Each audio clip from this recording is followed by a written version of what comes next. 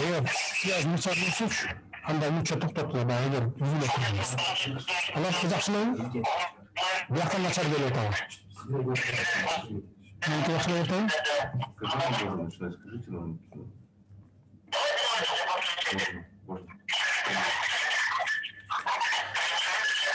Арыбаңыздар, ардактуу агайын журт, мээнеткеч жана меймандос Араван районунун тургундары, урматтуу жаштар. Бүгүн сиздер менен жүзмө-жүз отуруп жолугушубуз бар эле. Тилекке каршы аба ырайына байланыштуу кечэтен бери ушу Манас аэропортунда Ош аэропортуна уча албай отурабыз. Ошондуктан сиздер менен азыр онлайн жүзүндө жолугушууга туура келип турат. 85 жылдык тарыхы бар Араван району республикабыздагы атагы алыска таанылган райондордун бири болуп саналат. Райондо 14төн ашуун улуттардын өкүлдөрү ынтымактуу жашап, эр шаркак иштеп жатышат. Араван Өзбек Республикасынын Анжиян жана Фергана облустарынын 4 району менен чектешет. Эл арасында Аравандын жери да алтын, эли да алтын деген кеп бар. Бул туура айтылган сөз. Себеби аравандыктар улуу муундан калган байсалдуу, салттуу жолду колдон чыгарбай, анын учугун татыктуу улап келе жатасыздар. Райондо кичипейин, эмгекчил, ак ниет жана меймандос эл жашайт. Сиздер өндүргөн айыл чарба продукциялары өлкөнүн башка аймактарына да жеткирилип турат. Сиздердин продукцияныздар тышкы рыноктарда да атаандаштыкка ээ. Араван учурунда ак пахтасы менен Кыргызстанга эмес бүтүндөй СССР мамлекетине таанылып келген. Союздун убагында Аравандын 8 адамына социалисттик эмгектин баатыры Ардак наамы ыйгарылган. Ал эми татыктуу пахтачы Алли Анаров социалисттик эмгектин 2 жолку баатыры наамына ээ болгон. Гүлбаар айылынан атактуу дыйкан Сүйүнбай Эшматов айыл чарба тармагында жетишкен ийгилиги үчүн СССРдын мамлекеттик сыйлыгына татыган. Араван жергесинде төрөлүп тарбия алган жаш балбан Акжол Махмудов эл аралык таймаштарда жеңишке жетишип, Атпай кыргыз журтунун сыймыгы болуп калды.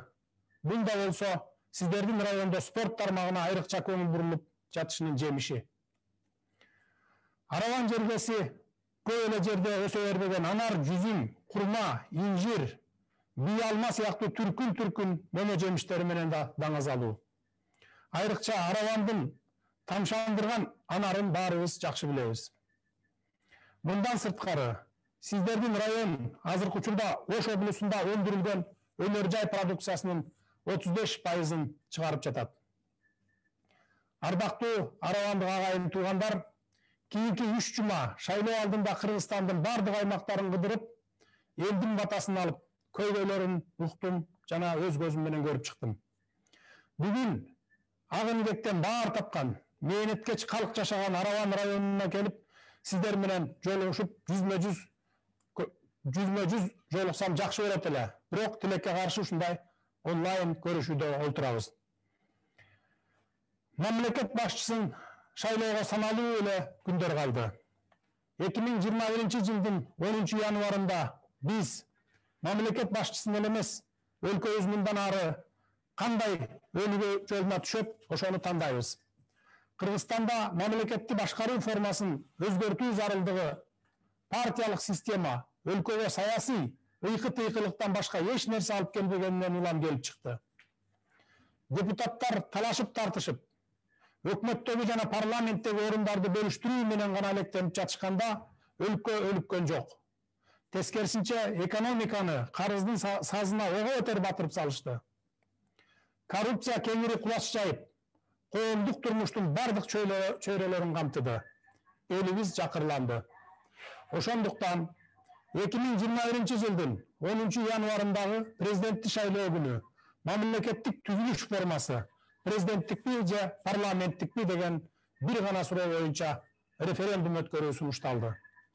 Президенттик башкаруу керекпи же парламенттик башкаруу керекпи деген суроого ар бириңиздер чын жүрөгүңүздөрдөн жооп таап, өлкө келечегин тандашыңыздар керек.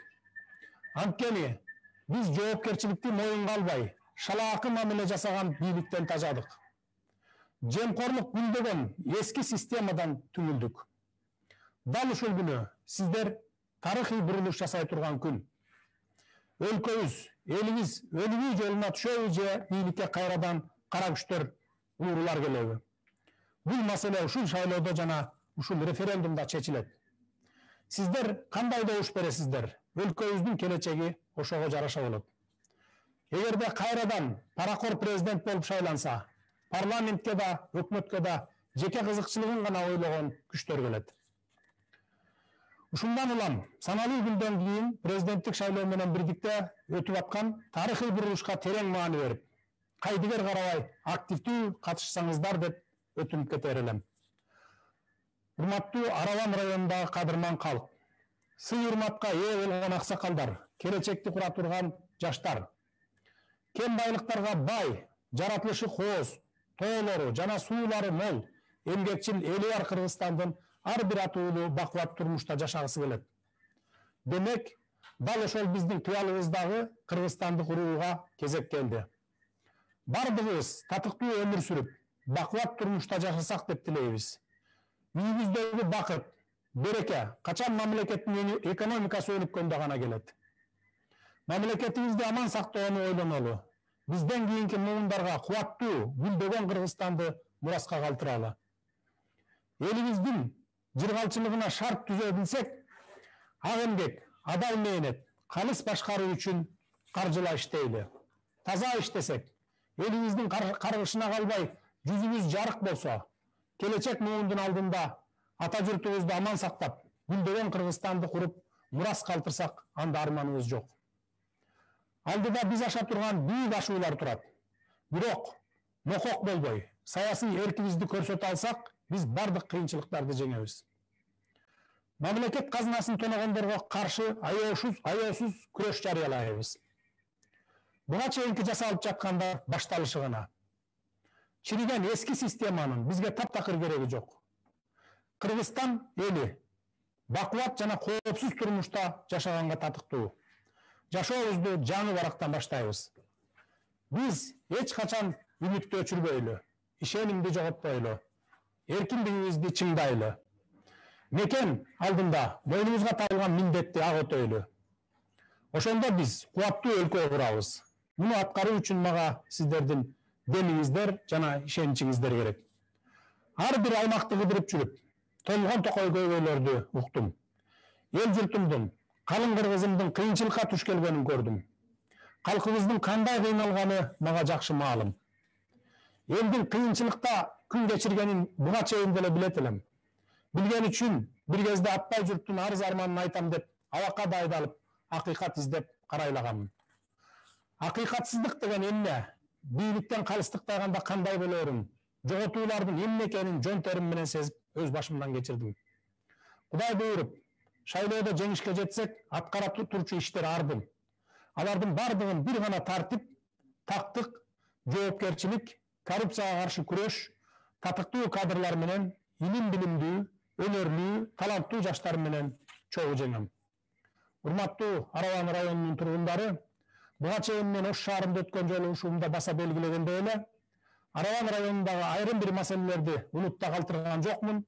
Бардыгы эсимде жана айтылган убаданы кезеги келгенде, буюрса президенттик шайлоодо сиздердин тандооңуздар менен жеңишке жетсек, аткарууга колдон келген күч аракетимди жумшайм.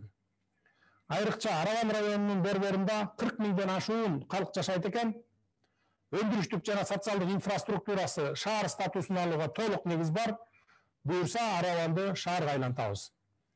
Мына ошондо Аравандын борборунда жашаган тургундарга жана райондун өнүгүшүнө жалпы журтчулукка камкордук көрүлмөкчү. Араван шаар статусуна ээ болсо, демек 15 миңден ашуун үй бүлөлөрдүн турак жай маселеси чечилет. Себеби инвесторлорду тартып келип көп кабаттуу үйлөр курулат. Ардактуу аравандыктар, келечекти курам деген урматтуу жаштар, бир топ жылдан бери өлкө экономикасынын сазга батканы, элдин жашоо турмушуна оңдогондой таасир этип, 100 миңдеген жаштарыбыз алыскы өлкөлөргө агылып, иш издеп жүрүшкөнү өкүнүчтүү. Экономикабызды оңдоп, казынабыз толукталса, коррупционерлерге каршы күрөштү улантып, чириген системаны жойсок, Bunun bardыгы өз ыраты менен аткарылат. Өндүрүш, өнөр жай тармагыбыз өсүп, завод фабрикалар ишке кирсе, мекенден оюлак жүргөн жаштарыбыз үй бүлөсүнө кайтып, иш менен камсыздалат. Урматтуу мекендештер, мен өлкөбүз кубаттуу мамлекетке айланып, экономика, билим, маданият, өнөр жай өнүгүп, кошуна мамлекеттер менен мамилебиз бекемделип, ынтымакта жашообуз уланаарына терең ишенем. Үмүтүбүз, ишенимибиз бекем болсун. Ардактуу Араван районундагы мекендештер, келечекке чоң кадам таштайлы, бардыгыбыз ынтымак, биримдик, асыл максат менен алдыга умтулуп, өлкөбүздү өнүккөн Кыргызстан деген атка ээ кылалы. Жараткан Кудай жергебизге молчулукту, берекени, ынтымакты берсин. Келечекке кызмат бүгүндөн башталат. Демек, келечек үчүн, кийинки муунубуз үчүн чечкиндүү кадамга баралы. Көңүл бурганыңыздар үчүн терең ыраазычылык билдирем. Кудай буйрса, шайлоодон кийин жеңишке жетсек, шайлоодон кийин сөзсүз сиздер менен түзмө-түз жүз көрүшүп, дагы бир ирет жолукканга мен ынтызармын. Көңүл бурганыңыздарга терең ыраазычылык билдирем. Анан эми суроолорго жооп берсек болот эле. Түздөн-түз тилекке каршы самолет учат деп чакырып аткан экен. Ошого үлгүрбөй калбайын деп сиздерден кечирим